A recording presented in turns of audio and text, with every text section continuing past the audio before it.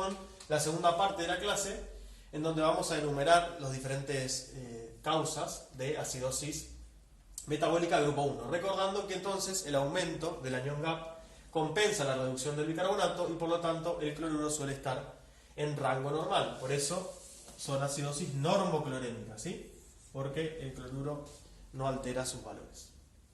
Entonces, voy a enumerar ahora las causas que producen acidosis láctica como un gran grupo. Dentro de las causas tenemos el shock, la sepsis,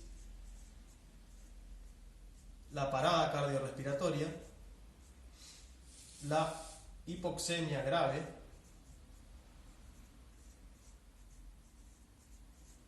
y la insuficiencia hepática.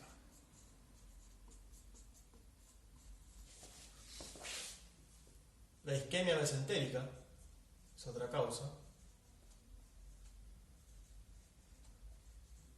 que debemos sospecharla en todo paciente que presente un dolor abdominal difuso, intenso, y que al realizarlo en laboratorio tenga leucocitosis y un estado de acidosis. En ese caso, pensar en isquemia mesentérica, ¿sí? Después, como otra causa, tenemos el HIV, la intoxicación con cianuro, la intoxicación con monóxido de carbono, la acidosis deláctica, las crisis convulsivas,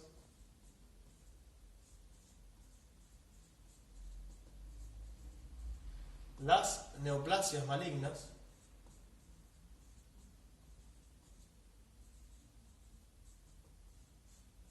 y el uso de biguadinas como parte del tratamiento de la diabetes tipo 2.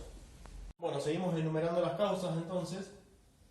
Tenemos a la cetoacidosis diabética como otra causa.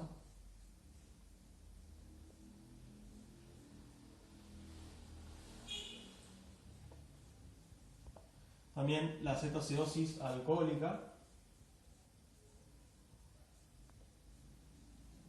y del ayuno prolongado.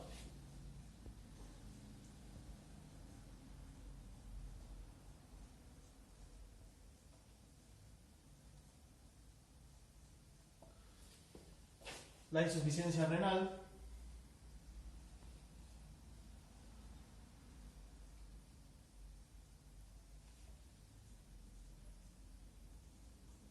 Las intoxicaciones.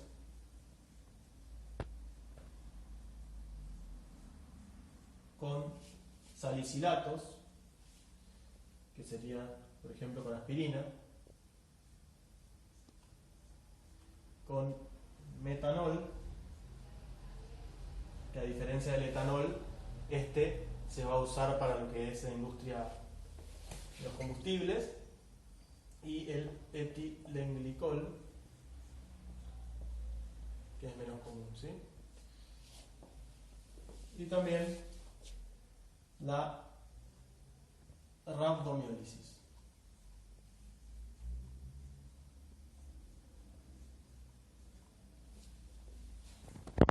Entonces, vamos a hablar ahora de las causas de las acidosis metabólicas que corresponden al grupo 2, que como habíamos dicho, tienen un anión GAP normal y son denominadas de hiperclorémicas, ¿sí? Son producto de la pérdida de bicarbonato para el medio externo o de la retención directa de iones hidrógeno. Recordando que todos los fluidos gastrointestinales por debajo del píloro tienen un alto contenido en bicarbonato, ya sea el jugo gástrico, el jugo pancreático, la bilis, ¿sí? Entonces, toda causa que nos lleve a perder bicarbonato para el medio externo nos va a producir este tipo de acidosis, ¿sí? Entonces, la reducción del bicarbonato tiene que ser compensada por un aumento del cloruro plasmático, ya que ningún otro ion fue retenido. Bueno, vamos a enumerar entonces las causas de este grupo 2. Tenemos la diarrea como una causa importante, las fístulas, fístula biliar, entérica o pancreática,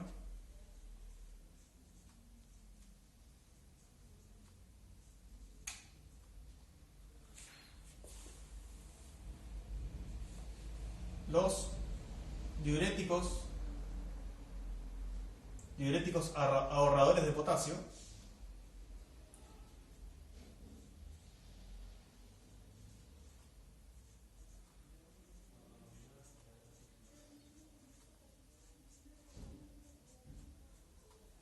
la acetazolamida, que es otro diurético, en este caso es un diurético que inhibe a la anhidrasa carbónica,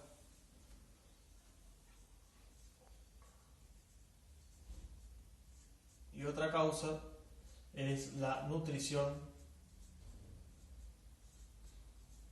parenteral total. Bueno, seguimos entonces con otras causas. Tenemos la insuficiencia renal crónica,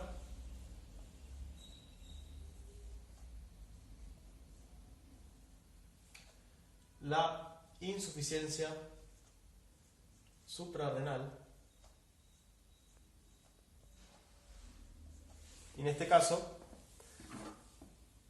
va a ser causa de acidosis porque al tener una glándula suprarrenal que no funciona adecuadamente o que es insuficiente, la secreción de aldosterona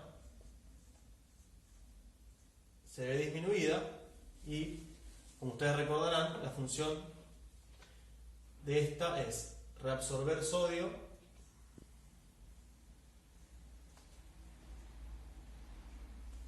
y eliminar potasio y iones de hidrógeno. Entonces, al estar inhibida o disminuida su función, nos produce un aumento de iones de hidrógeno, ¿sí? Acuérdense, reabsorber sodio y eliminar potasio y iones de hidrógeno a través de los riñones, ¿sí? Bueno, como otra causa también tenemos las acidosis tubulares renales. Dentro de estas, la tipo 4, la tipo 1 y la tipo 2. Bueno, ahora vamos a hablar de un concepto que es el anión gap urinario, que nos va a servir para hacer un diagnóstico diferencial de las diferentes causas de la acidosis del grupo 2, ¿sí? De las hiperclorémicas. Bueno, entonces, como concepto general, como existe un equilibrio electroquímico en el plasma, también lo existe en la orina, con ciertas diferencias que son estas dos que están anotadas acá, que son las fundamentales, ¿sí? El principal anión urinario es el cloruro y el valor normal es negativo, porque hay un mayor número de cationes no medidos. Dentro de estos, el principal es el amonio, que no van a entrar en la fórmula del anión gap urinario. Entonces, debido a esto, termina dándonos negativo con respecto a lo que era el anión gap plasmático. Entonces, vamos a ver ahora la fórmula del anión gap urinario. Es el sodio en la orina más el potasio en la orina menos el cloruro en la orina. Y como hablábamos antes, el valor normal va a ser entre menos 8 y menos 12 miliequivalentes litros. Es decir, exactamente el valor opuesto a lo que habíamos visto en el anión gap plasmático. Bueno, la concentración urinaria de cloruro entonces es fundamental para el resultado de lo que es el anión gap urinario y está ligado fuertemente a lo que es la excreción de iones de hidrógeno y de amoníaco, ya que se elimina de la siguiente manera. Entonces, los iones de hidrógeno que se secretan se van a unir al amoníaco, nos producen amonio y este amonio se va a unir con el cloruro y nos va a producir cloruro de amonio, ¿sí?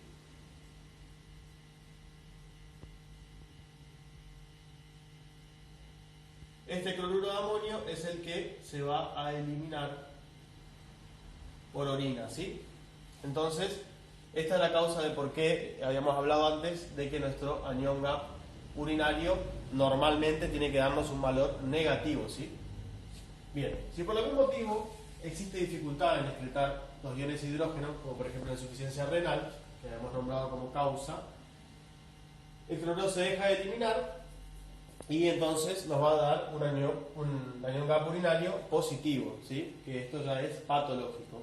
Entonces, como habíamos dicho, esto nos va a servir para hacer diagnóstico diferencial entre las acidosis metabólicas pertenecientes al grupo 2, es decir, las hiperclorémicas, que, como habíamos mencionado, las causas, por ejemplo, en el caso de una acidosis tubular renal de tipo 2, la dificultad está presentada por la menor producción de amonía, que era lo que necesitamos para eliminar los ácidos, ¿sí? Y después en la acidosis tubular renal tipo 1 y 4, donde hay una pérdida de la capacidad de acidificar la orina. Entonces estas patologías nos producen un anion gap urinario cuando vamos a la analítica y vemos los resultados, ¿sí?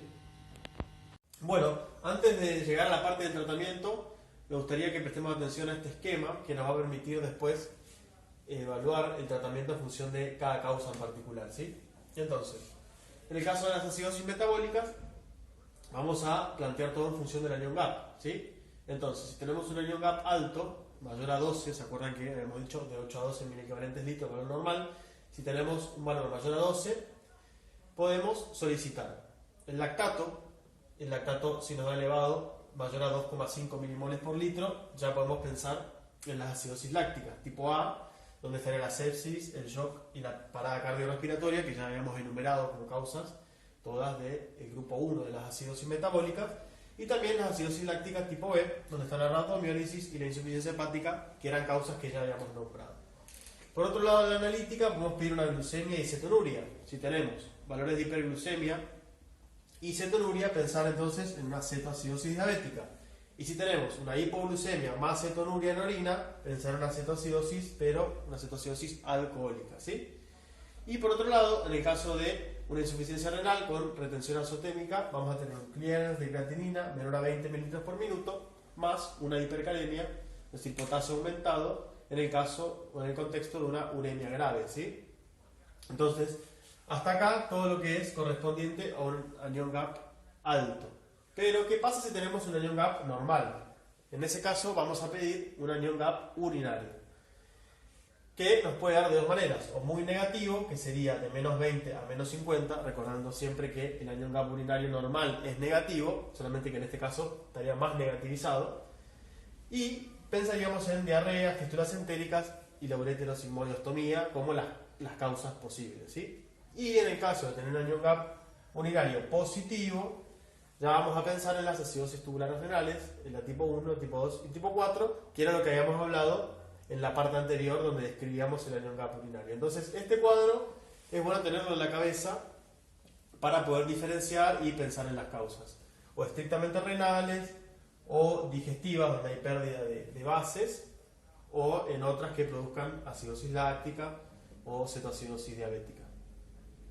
Vamos a hablar del tratamiento entonces de las acidosis con anion gap elevado, y hay que aclarar que la reposición de bases no está indicada de rutina en las acidosis láctica y en la cetoacidosis, ya sea diabética o alcohólica. Entonces, en el caso de la acidosis láctica, el mecanismo más común es la hipoxia tisular. Recuerden las causas de las que habíamos hablado, donde estaban la sepsis, el shock, la parada cardiorrespiratoria. Una vez que se corrige esa causa, los niveles de lactato que están incrementados en circulación alcanzan el tejido hepático y en el hepatocito se metabolizan a bicarbonato. El resto de iones hidrógenos se excreta mediante la vía renal ligado a amoníaco o al propio lactato. Recuerden que habíamos explicado ese mecanismo de excreción de ácidos a través de la ligación con el amoníaco. Y en el caso de la cetoacidosis diabética, la reposición de insulina va a frenar la producción de cetoácidos y en el hepatocito los cetoniones se metabolizan a bicarbonato.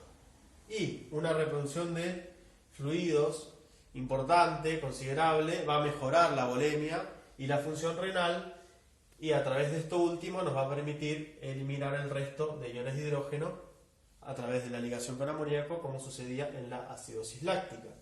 Y en el caso de la acidosis alcohólica, la reposición de glucosa hipertónica nos va a estimular la liberación de insulina, y esta liberación de insulina actúa, como habíamos hablado en la diabética, haciendo que los cetoaniones en el hepatocito se metabolicen a bicarbonato.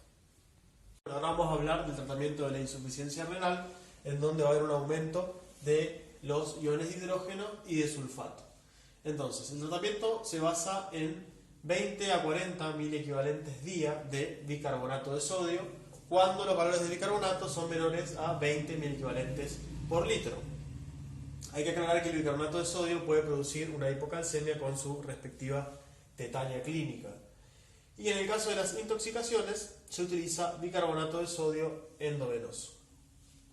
Generamos un medio más alcalino a nivel de la orina, entonces nuestros ácidos débiles se van a disociar más en las sales aniónicas, y como estas tienen carga eléctrica, no van a ser reabsorbidas en el túbulo renal y se eliminan por orina. En el caso específico de intoxicación por metanol o etilenglicol, se utiliza el etanol endovenoso o el fomepisol, que es un inhibidor específico de la alcohol deshidrogenasa. Vamos a hablar entonces del tratamiento de las acidosis hiperclorémicas, las correspondientes a nuestro grupo 2 de las acidosis metabólicas. Hay que aclarar que todas tienen indicación de bases, exceptuando la acidosis tubular renal tipo 4 y el hipoaldosteronismo. En el caso de pérdidas digestivas del bicarbonato, como habíamos mencionado que sucedía en el caso de las diarreas, de las fístulas digestivas, ya sean biliares o entéricas, el bicarbonato de sodio puede ser repuesto con el suero de hidratación venosa, procurando lograr más de 50 miliequivalentes por cada litro de fluido digestivo eliminado. Y vamos a mencionar también el tratamiento que se realiza en el caso de las acidosis tubulares renales. Vamos a hablar de la tipo 1, en donde la reposición de base se hace a razón de una dosis de 4 a 10 miliequivalentes kilo día en los niños y de 50 a 100 miliequivalentes por día en los adultos. Pero, a diferencia de lo que habíamos mencionado antes del bicarbonato de sodio, acá vamos a usar citrato de potasio, que es convertido en bicarbonato en el hígado, ¿sí? Vamos a hacer por vía oral. ¿Cuáles son las ventajas en relación al bicarbonato de sodio? Es mejor tolerado por vía oral, ya que el uso de bicarbonato de sodio genera producción de CO2, lo que puede producir también una intolerancia digestiva. ¿Cuál es otra ventaja? Que inhibe la precipitación de cálculos de fosfato de calcio, entonces nos evita las litiasis renales que están asociadas con la acidosis tubular renal tipo 1, y que el potasio en la fórmula del citrato de potasio nos repone el déficit de potasio que se ve también en esta patología. Bueno, en el caso de la acidosis tubular renal tipo 2, la reposición de base se hace a una dosis mayor porque la pérdida de bicarbonato a nivel renal es más fuerte. Lo vamos a hacer con citrato de potasio a razón de 10 a 15 miliequivalentes kilo día. Y se va a hacer una reposición de fosfato neutro y vitamina D en los casos asociados al síndrome de Fanconi. Y en la ureterosigmoidostomía, que era otra causa que habíamos nombrado, se hace una reposición de bases a razón de 30 a 60 miliequivalentes por día. Vamos a hablar entonces del uso de bicarbonato de sodio endovenoso, que rememorando, habíamos dicho que se indica en la acidosis metabólica grave, con un pH menor o igual a 7,20 y que puede llegar a 6,90 en la cetoacidosis diabética. Entonces, este nivel de pH intracelular puede producirnos alteraciones enzimáticas graves que nos pueden llevar a arritmias ventriculares graves, a un shock por vasodilatación excesiva con caída de la tensión arterial, a una depresión miocárdica y a una hiposensibilidad miocárdica y vascular a las catecolaminas. Ahora, ¿cuáles son los riesgos de la administración endovenosa de bicarbonato de sodio? Puede producirse un edema agudo del pulmón, una hipernatremia, es decir, niveles de sodio elevados, puede haber una reducción del calcio ionizado, que habíamos dicho antes, con la aparición de tetania, y puede haber también una reducción del pH intracelular acentuado. Vamos a hablar de un concepto que es nuevo, que es la relación delta anion gap delta bicarbonato. Entonces se calcula de la siguiente manera. Se calcula el anion gap del paciente menos el anion gap normal y por otro lado el bicarbonato del paciente menos el bicarbonato normal. De todas maneras, esto lo vamos a ejemplificar en la parte final con un caso clínico para que quede bien claro, ¿sí? Entonces nos va a auxiliar en la confirmación de los tipos de disturbios primarios presentes. Si esta relación de delta anion gap, delta bicarbonato es mayor a 2, nos va a indicar que la reducción de bicarbonato fue menor que la esperada. Entonces esto nos habla de una alcalosis metabólica concomitante con una acidosis metabólica con anion gap aumentado. Por otro lado, si la relación delta anion gap, delta bicarbonato es menor a 0,5, significa que la reducción de bicarbonato fue superior a la esperada. Entonces estaríamos frente a una situación de acidosis metabólica con anion gap normal asociada a una acidosis metabólica con anion gap aumentado. Esto ahora lo voy a explicar en el caso clínico. Bueno, vamos entonces a explicar cómo se aplica la relación. Poniendo como ejemplo un paciente que se encuentra en shock séptico y con una obstrucción intestinal internado en la unidad de terapia intensiva. Estos son los datos que nos van a dar, los valores de pH, de bicarbonato, de PCO2, de sodio y de cloruro. Entonces vamos a hacer para este paciente la fórmula del anion gap. Recordando era sodio menos los niveles de cloruro, que en este paciente son 82, más bicarbonato. Entonces hacemos 135 menos 82 más 23, que es 105, y esto nos va a dar un valor de anion gap de 30 miliequivalentes. Entonces, ahora vamos a la fórmula de la relación. Vamos a reemplazar los valores que tenemos, en este caso, el nivel de bicarbonato del anion gap del paciente menos el nivel de la media del anion gap, que sería de 10, y por otro lado, reemplazamos el nivel de bicarbonato del paciente, que es de 23 miliequivalentes, menos la media del valor normal de bicarbonato, que sería de 24.